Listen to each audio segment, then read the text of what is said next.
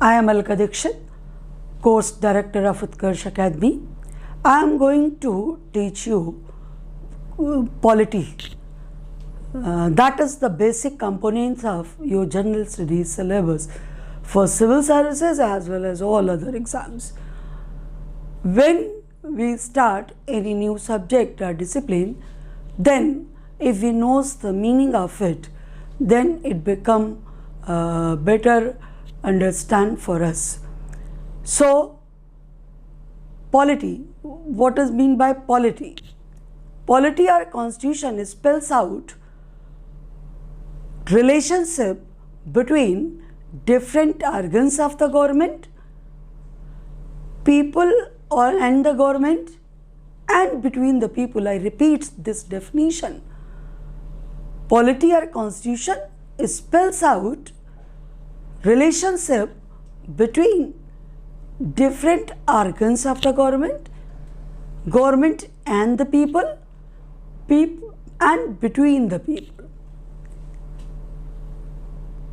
संविधान या राज्य व्यवस्था से तात्पर्य है ऐसी व्यवस्था जो या ऐसा प्रलेख जो कि सरकार के विभिन्न अंगों, सरकार और जनता के मध्य संबंधों को परिभाषित करता है. How and what are the organs of the government, कैसे, एंड सरकार के कंपोनेंट्स क्या हैं, अंग क्या हैं. So basic organs of the government are executive, legislative and judicial. सरकार के जो मूल तत्व हैं वे कार्यपालिका, विधायिका एवं न्यायपालिका. Executive again divided into two parts. कार्यपालिका फिर से दो भागों में विभाजित होती है.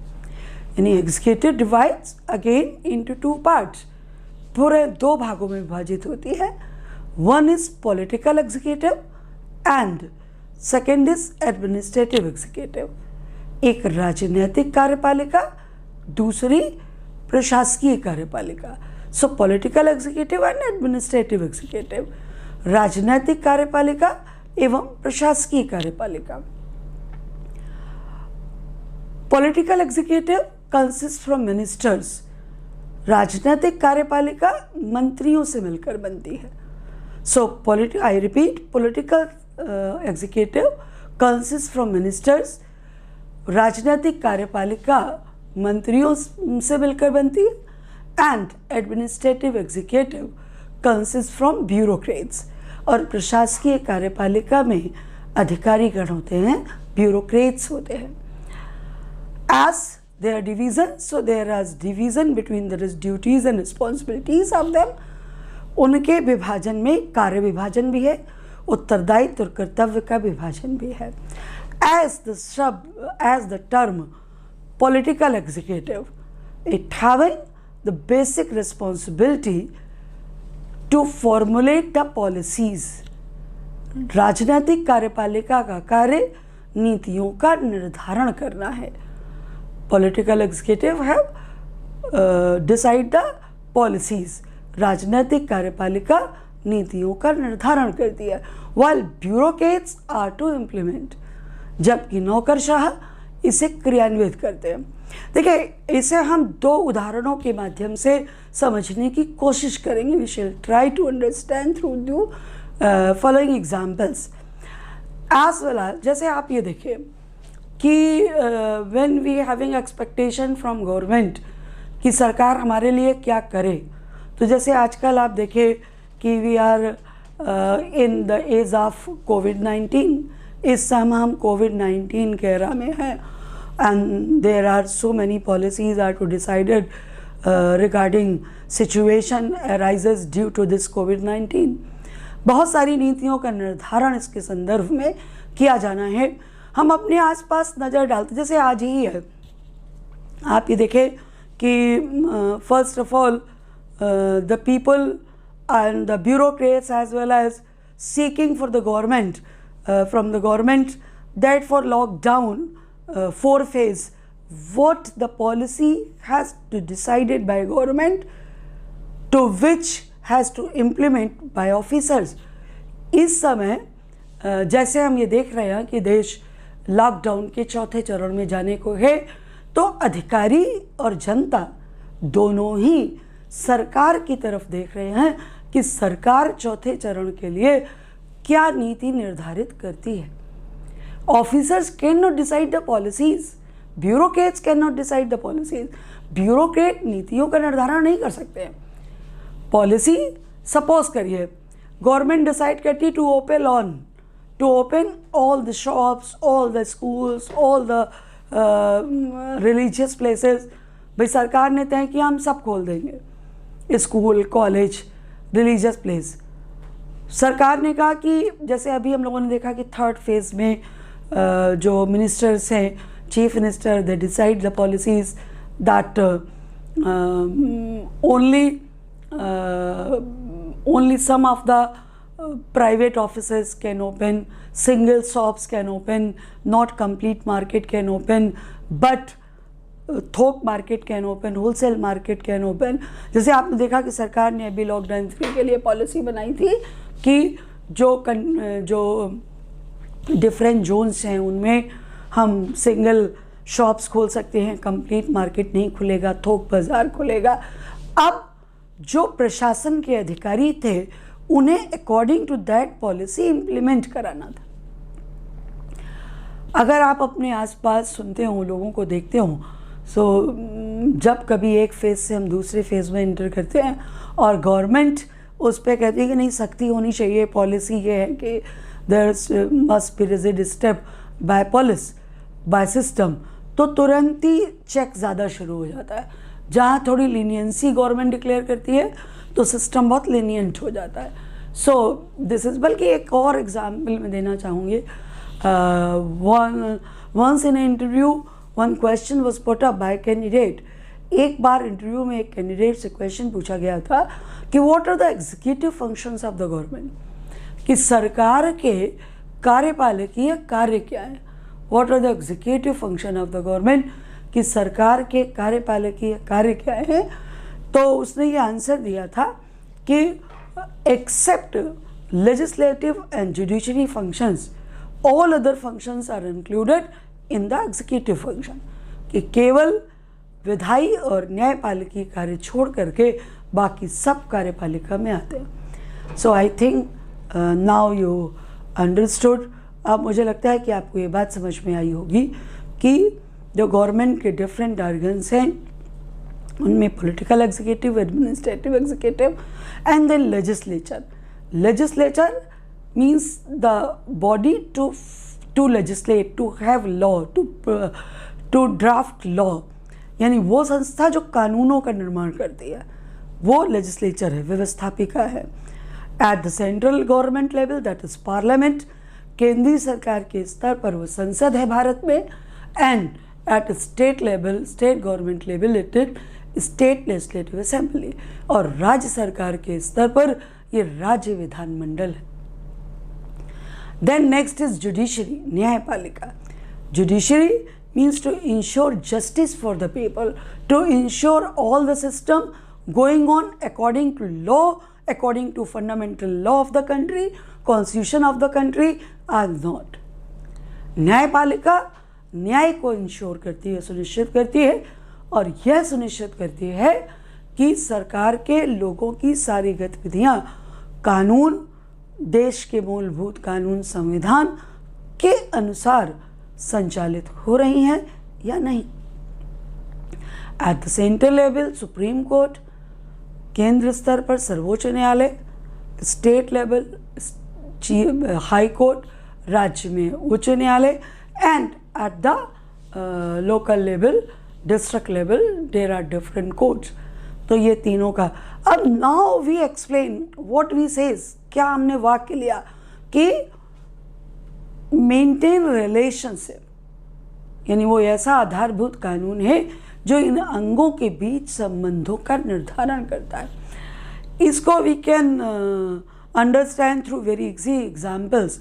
हम इसे बहुत सरल उदाहरणों के माध्यम से समझ सकते हैं। जैसे आप ये देखिए कि गवर्नमेंट यानी ministry is giving order to officers, to मंत्री अधिकारियों को आदेश देने। एंड अभी हम लोगों ने देखा कि जैसे अगर हम यूपी की बात करें तो नोएडा के डीएम को हटा दिया गया, उनको वहाँ से या कुछ और जगह ट्रांसफ़र कर दिया गया, सस्पेंड कर दिया गया अधिकारियों को due to not following of the proper duties. So because of this maintain by constitution by polity, ये संविधान में लिखा है कि bureaucrats working under political executive, क्योंकि ये संविधान में लिखा है कि हमारे जो प्रशासनिक कार्यपालक हैं वो राजनीतिक कार्यपालिका के अधीन काम करते हैं। Just like it, relationship between judiciary, relationship between executive and legislature, इसी तरह कार्यपालिका और विधायिका के बीच भी संबंध है।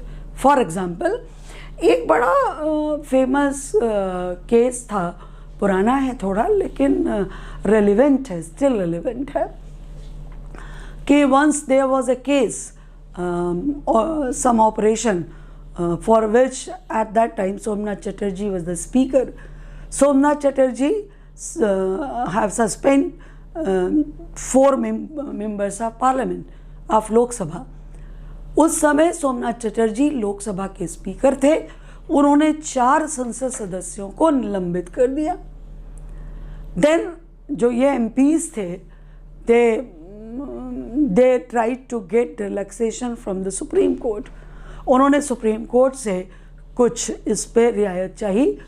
So Supreme Court said that Somnath Chatterjee has to take back, they ordered to Somnath Chatterjee, यानी आप इमेजिन कर रहे हैं कि सुप्रीम कोर्ट ने सोमनाथ चटर्जी को ऑर्डर किया कि टू टेक बैक डिसीजन, आप सस्पेंशन के आप अपने सस्पेंशन का ऑर्डर वापस लीजिए, because you have not followed natural justice, process of natural justice, कि आप इसे वापस लीजिए क्योंकि आपने प्राकृतिक न्याय की प्रक्रिया का पालन नहीं किया। And to come to court, आप अदालत आइए, and to explain on what ground you have taken this decision, आप कारण स्पष्ट करिए कि आपने निलंबन का निर्णय किस आधार पर लिया है। But Somnath Chatterjee neither taken back the decision of suspension of these members, लेकिन सोमनाथ चटर्जी ने ना तो इनके निलंबन का निर्णय वापस लिया एंड नॉर ही केम टू कोर्ट, ना वो सुप्रीम कोर्ट गए, because of article 105 of the Constitution having some privileges to the members of parliament, क्योंकि संविधान का अनुच्छेद 105 संसद के सदस्यों को कुछ विशेषाधिकार देता है। And under this privilege, speaker has right to conduct the proceedings of the court without interfere, conduct the proceedings of the house without making any interfere by court, क्योंकि इस अनुच्छेद के तहत संसद को यह अधिकार है कि वह अदालत के हस्तक्षेप के बिना अपनी कार्यवाही का संचालन कर सके। सो आपको समझ में आया कि हाउ लेजिस्लेचर एंड जुडिशरी, ये लेजिस्लेचर और जुडिशरी का एग्जाम्पल है। इसी तरह जब हम लेजिस्लेचर और एग्जीक्यूटिव का एग्जाम्पल देते हैं तो ये तो बड़ा नेचुरल है कि council of minister is collectively responsible towards Lok Sabha, कि मंत्री परिषद सामूहिक रूप से लोकसभा के प्रति उत्तरदायी है। No confidence motion, censure motion, बहुत सारे ऐसे प्रस्ताव हैं जो मंत्रियों के खिलाफ लाए जा सकते हैं, एंड इफ दे इनेक्टेड, और अगर ये प्रस्ताव पास हो जाते हैं तो मिनिस्ट्री हैज़ टू रिज़ाइन, तो मंत्रियों को इस्तीफा देना पड़ता है। तो ये तो हो गया गवर्नमेंट के डिफरेंट ऑर्गन्स के बीच में। There may be many examples, इसके बहुत सारे उदाहरण हो सकते हैं, but we try to take some of them. उनमें से मैंने कुछ कोशिश की एक्सप्लेन करने की। Now we come to the point, relationship between people and the government. अब हम इस पक्ष बिंदु पर आते हैं कि जनता और सरकार के बीच में क्या संबंध है। जैसे बिल्कुल इसके तमाम सारे उदाहरण हो सकते हैं। जैसे आप ये देखें कि जब नोटबंदी का फैसला हुआ, डिमोनेटाइजेशन हुआ, so government has declare at midnight at 8:30 night, सरकार ने यानी हमारे प्राइम मिनिस्टर ने 8:30 बजे घोषित किया कि रात 12 बजे से all the existing notes of currency note of 500 and 1000 rupees shall consider as illegal to operate, cease to operate, कि रात में 12 बजे से सारे 500 और 1000 के नोट अवैध माने जाएंगे और उनका चलन बंद हो जाएगा। This is a relationship, extreme relationship between government and the people, कि government has sovereign power to give order to people of the country. सरकार के पास ये शक्ति है, संप्रभु शक्ति है कि वो देश के लोगों को आदेश दे सकते हैं। इसी तरह अभी हम लोग देख रहे हैं कि रिगार्डिंग कोविड-19 के रेफरेंस में सरकार ने अपने बहुत सारे फेजेस में बहुत सारे ऑर्डर्स इशू किए एंड पीपल आर, अभी हम लोग देख रहे हैं कुछ लॉज में भी चेंज आ रहे हैं। सो ये जनता और सरकार के बीच में रिलेशनशिप है। We must follow whatever the directions issued by government. हमें सरकार के द्वारा जारी किए गए आदेशों का पालन करना होता है। And now we come to the next point, between the people. अब आता है हमारा कि जनता के लोगों के बीच में, जैसे इसका एक बहुत एग्जाम्पल है। जैसे आपका आर्टिकल 15 ये कहता है कि there shall be no discrimination on the ground of caste, religion etcetera in exception to public places if they are maintained by state funds are dedicated to use of general public। अनुच्छेद 15 ये कहता है कि किसी भी ऐसे सार्वजनिक स्थान पर यदि वो जनता के लिए खोला गया है या सरकार के धन से चल रहा है, तो वहाँ पर जनता के साथ, लोगों के साथ जाति, धर्म, वर्ण, उद्भव आदि के आधार पर, जन्म स्थान आदि के आधार पर भेदभाव नहीं किया जाएगा। सो जैसे if you are going to cinema hall, जैसे आप सिनेमा हॉल जाते हैं, अगर आपके पास इफ़ यू हैविंग टिकट तो आप जा सकते हैं, या if there is any public event, कोई भी ऐसी मास गैदरिंग है, मॉल है, कुछ है, आपको आप जा सकते हैं। बट अगर सपोज करिए कास्ट के बेसिस पे, रिलीजन के बेसिस पे, बर्थ प्लेस के बेसिस पे, सब बेसिस पे आपको रोक नहीं सकते। तो ये जनता के, क्योंकि सिनेमा हॉल है, मॉल है, ये सब तो जनता ही ऑपरेट करती है, जनता का ही एक वर्ग होता है। तो ये हम लोगों ने लिया कि पॉलिटी और constitution spells out different relationship between different organs of the government, people and the government, and between the people, and this we can better understood by this chart। और इस संबंधों को हम चार्ट के थ्रू बड़ी अच्छी तरह समझ सकते हैं।